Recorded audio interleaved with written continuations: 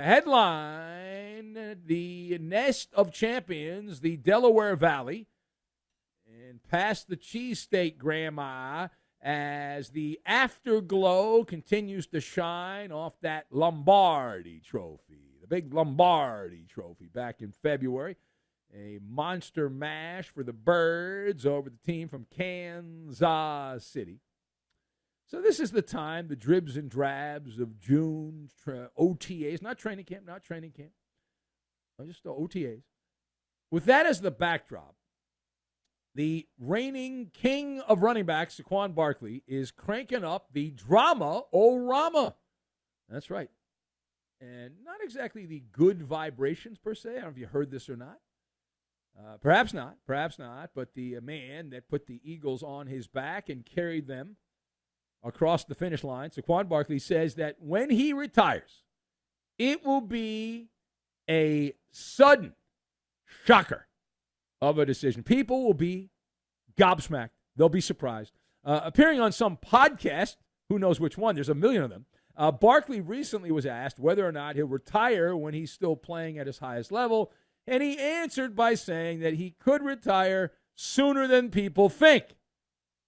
The plot thickens. Quote, I'll probably be one of those guys that'll be out of nowhere, Barkley said.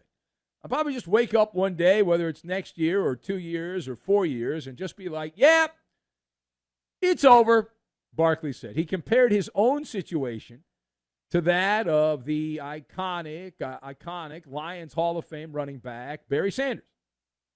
So let us discuss. Now, if you're old enough to remember Barry Sanders, you know that he quit in the middle of his prime and said, I'm done. So let us discuss the question. Saquon Barkley says that when he retires, it'll probably be out of nowhere. It'll be like Barry Sanders. Should the Eagles and should Eagle fans be worried? So I've got Harry, Kirkland Brand, and Stephen King. And we will preach to deaf ears is what we're going to do. So first of all, it is interesting to note that one of the reasons that Barry Sanders left the Lions is because the Lions sucked. And there was no hope. And he actually, as I remember the story, wanted to play for another NFL team. The Lions were like, no, you're either going to play for us or you're not going to play. And he said, okay, I'm out. See you later. I'll do the boogie-woogie and I'll go away. So the Eagles, maybe I'm wrong on this, I do think they won the Super Bowl. I do believe every year they have a pretty good team that wins 10, 11, 12 games pretty much year after year.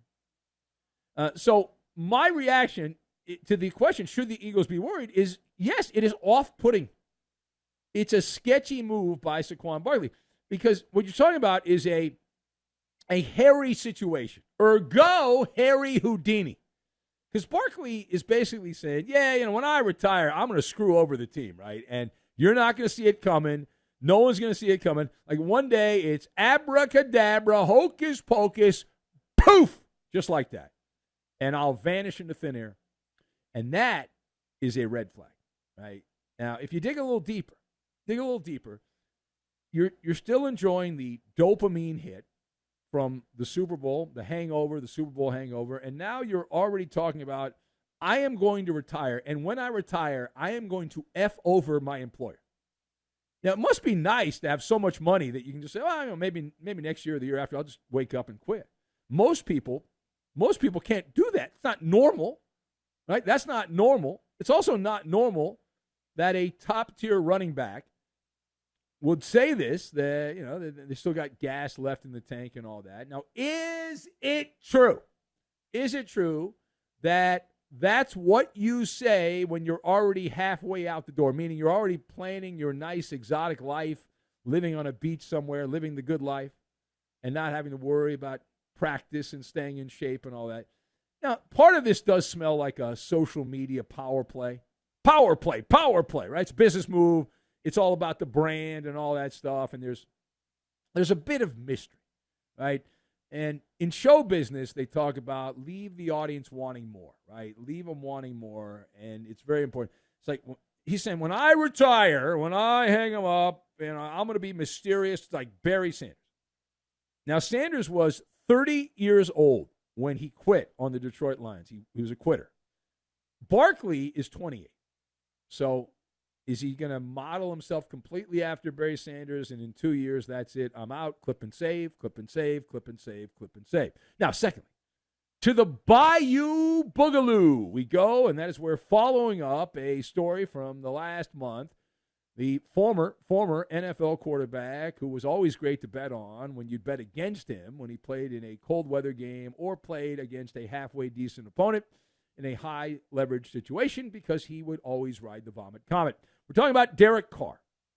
And Derek Carr pumped his chest out, walked around like a rooster, saying that he left $30 million, that was his money, $30 million on the table because he did not want to take the Saints' money without playing.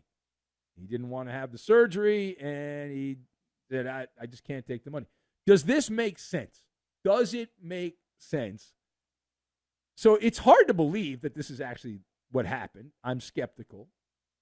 And I did a double check. I did a quick dive on the internet. I said, well, he played in the NFL, and even though they have those red kettles, it's not the Salvation Army.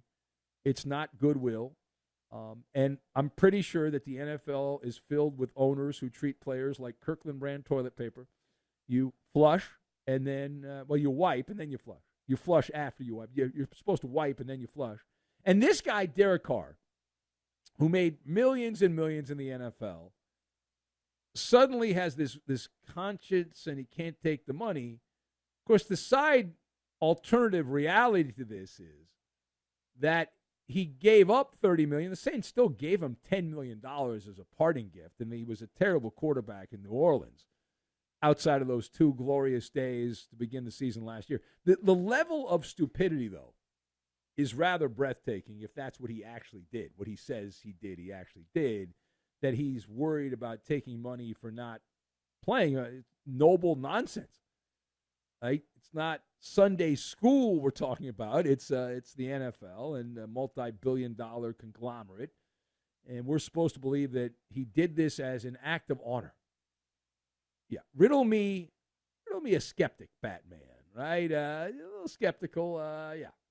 Now, if you do want honor, I would sign up for the military, the Army, the Marines, the Coast Guard. Well, maybe not the Coast Guard, but sign up for the military, right? Navy, Air Force, Space Force, I guess they still have. All right, final thought. So Cleveland, we go now to Cleveland. There are reports bubbling up out of Cleveland that there is a path. There is a path to salvation in football nation that Shedeur Sanders, the man rejected. It was supposed to be a day 1 pick, was supposed to be a top 10 pick, and he wasn't drafted then. Didn't get drafted in the second round, not the third round, and et cetera, and was a day 3 pick, Shedeur Sanders, that there is a path where he ends up QB1 for the Browns in 2025. Your thoughts on that? So I believe in the multiverse. I am a believer in the multiverse. This is a timeless NFL storyline for the month of June. Well, that's the month they're in. I know it's the month we're in. I'm just pointing this out. I'm highlighting it. I've got a marker. I'm underlining it. I've got a yellow marker. I'm highlighting. So rookie quarterback has path to QB1 for team that does not have starting quarterback. Well, that's a shocker.